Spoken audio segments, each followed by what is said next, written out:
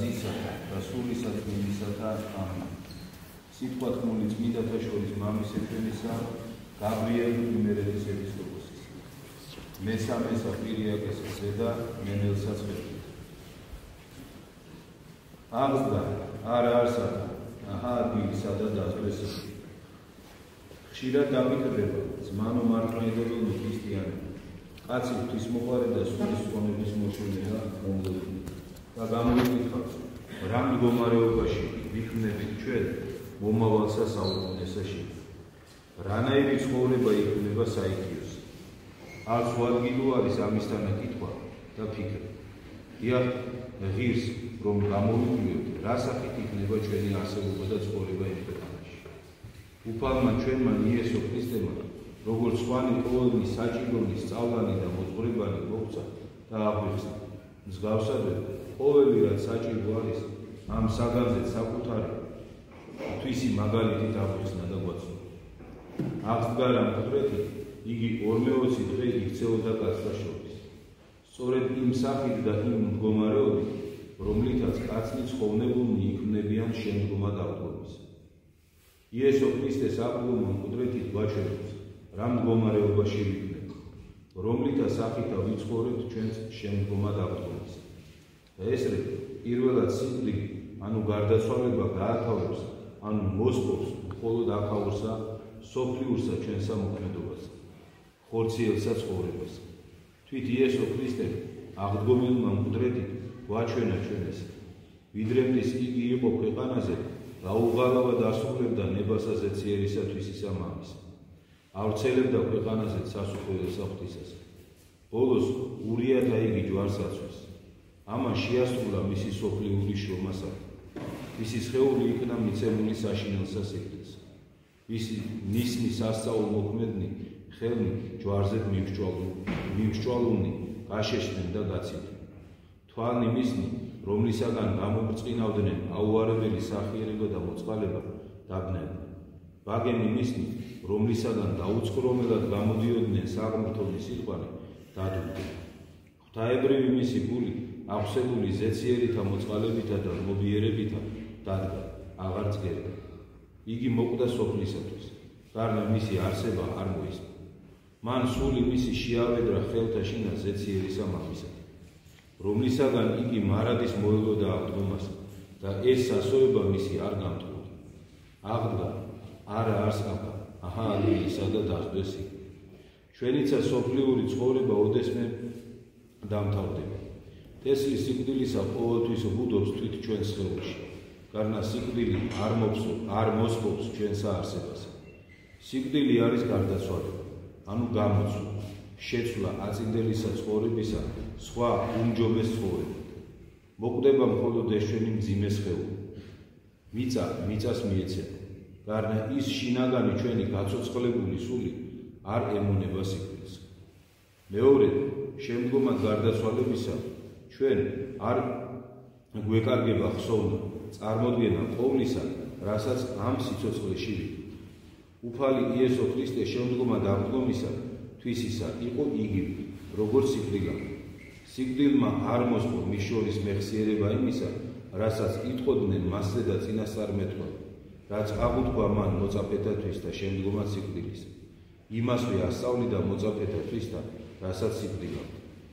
შეუძლებელია ზმანო ჩემო, რომ ჩვენთვისაც ისე არ მოხდეს. წინააღმდეგ შემთხვევაში ესე იგი თუ დაგვავიწყდა ყოველი რაც ქვეყანაში ვნახეთ, აღვასრულეთ, შევიყვარეთ, აღარც ცხონება და აღარც წარწმენდა შეიძლებოდა კაცისა.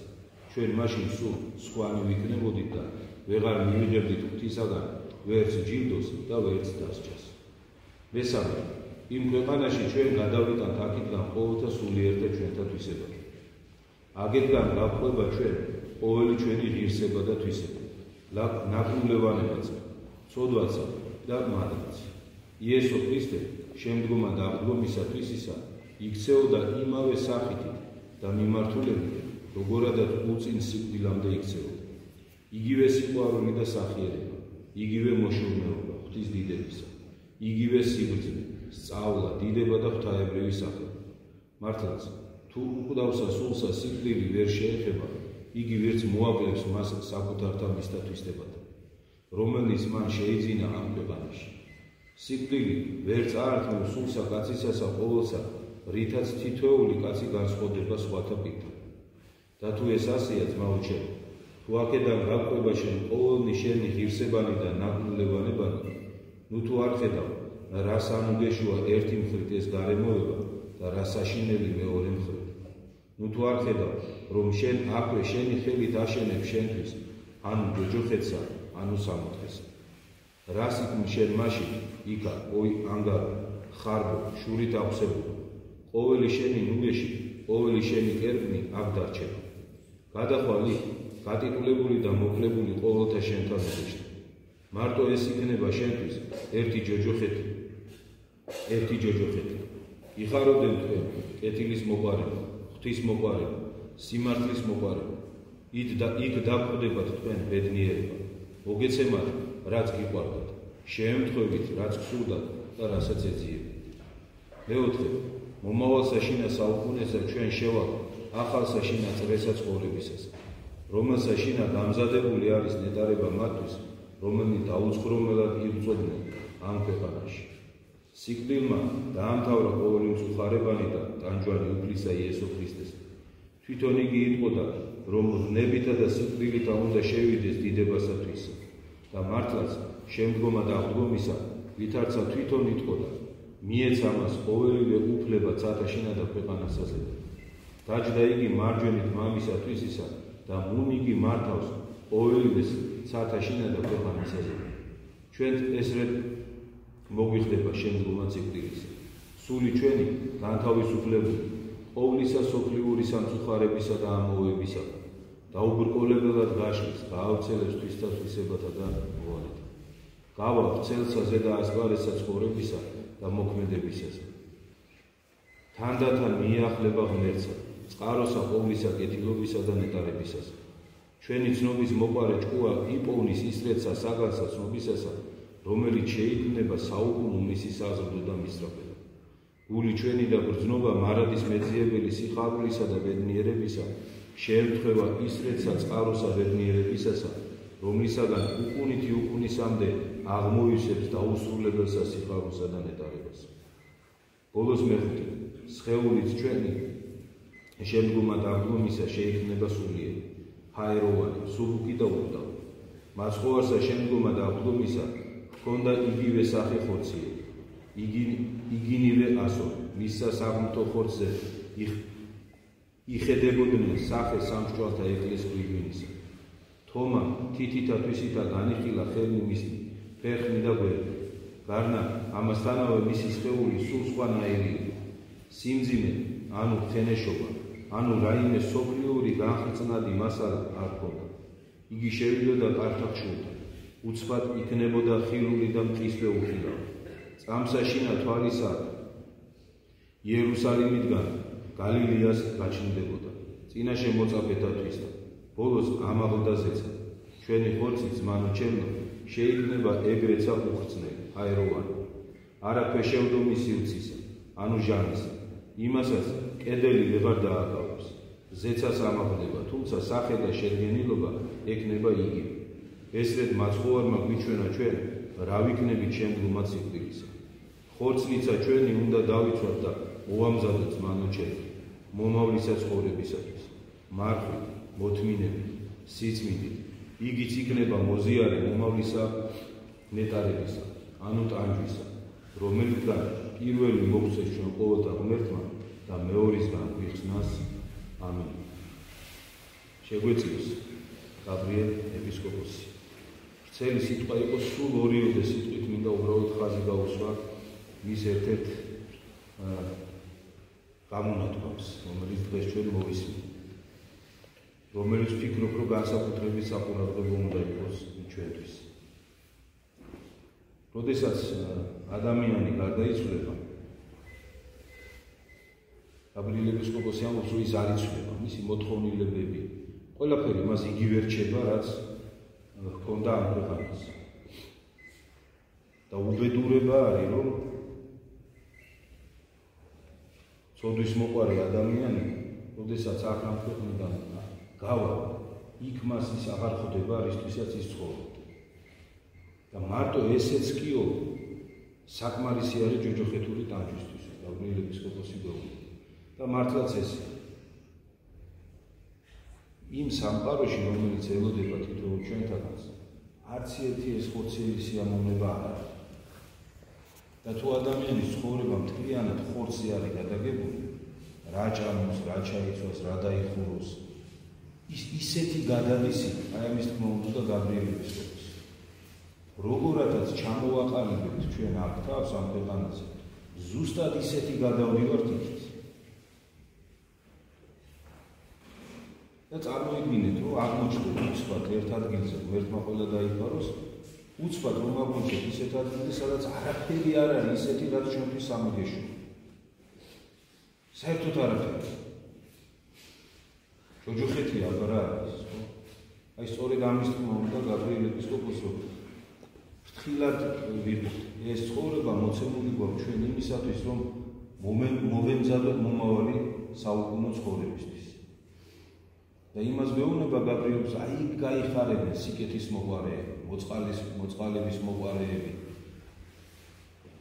იქ გაიხარებენ სიყვარულით სავსე ადამიანები. იქ გაიხარებენ ისეთი ადამიანები, ვინც საკუთარ თავს მსხვერპლად წირავ და ახლობლებს. იმიტომ რომ იქ მათ დახვდებათ ის ფასეულობები, რომელი ფასეულობებისთვისაც ისინი ცხოვრობენ. და დახვდებათ გაცილებით უფრო მაღალი საზომით, ვიდრე ისინი მათ აქ ფლობდნენ. ამიტომ უნდა დავფიქრდეთ, რისთვის ვცხოვრობთ. ეკლესიაში რომ დავდივართ, კარგია. მაგრამ სინამდვილეში რისთვის ვცხოვრობთ. აი რა არის ჩვენი ცხოვრებისეული მიზანი. აი რო ვიღვიძებთ, ყველა ჩვენთაგანი ხო რაღაცაზე ვფიქრობთ, ხო რაღაცა გეგმები გვაქვს, რაღაცა სამომავლოდ რაღაცები. აი რა რისთვის ვცხოვრობთ? აი ეს კითხვა უნდა დაუსვოს ყველა ადამიანმა საკუთარ თავს. რა არის ჩვენთვის აი ბედნიერებას რაში ვხედავთ? თუ ჩვენ ბედნიერებას ვხედავთ კარგ ჩასაცმელში, კარგ დასახულში, კარგ სახლში, ეგ ყველაფერი არ დარჩება. იქ ვერაფერს ვერ წავიღებთ. ვერ წავიღებთ უბრალოდ. ყველაფერი არ დარჩება. ყველაფერი რაც მიწიერია დარჩება. და გაგვიმტყუნდება სამწუხაროდ იმედები. ერთადერთი რაც მარადიულია ღვთისმცნება. ადამიანის მიზანი, ცხოვრებისეული მიზანი სწორედ ეს უნდა იყოს. ღვთისმცნებები აღასრულოს. ჩვენ როგორც ქრისტიანების, როგორც სუსტი ქრისტიანების, როგორ უნდა ვცხოვრობდეთ, ხო? უნდა ვცხოვრობდეთ, რომ მაქსიმალურად ვცდილობდეთ დროთა განმავლობაში ნელ-ნელა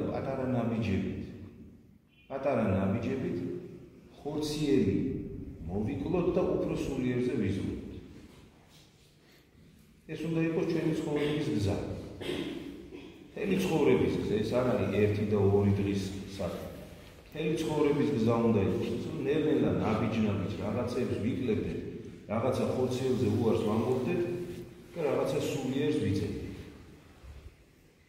ეს გზა ძალიან რთულია, ვისაც უცდია დამეთანხმება, ძალიან რთულია.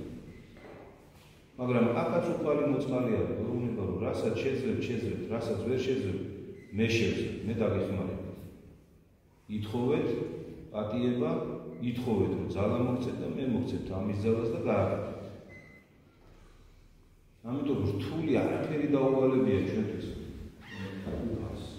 აბსოლუტურად არაფერი. უმარტივესია, უბრალოდ სურვილი.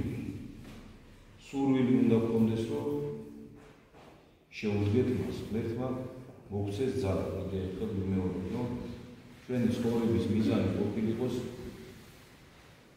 ღვთისმცნების აღსრულება. სიყვარული ღმერთის, სიყვარული მოყვასის და დანარჩენი ყველაფერი, რა ვჭამოთ, რა ვსვათ, ეს ყოფილიყოს მეორე ხარისხოვანი. ამისთვის არ გვეცხოვს. თუ ასე ვიქნებით, მაშინ სასופველი ღვთისა გამზადებული იქნება ჩვენთვის. ღმერთმა მოგმადლოს ის. Vamos dar um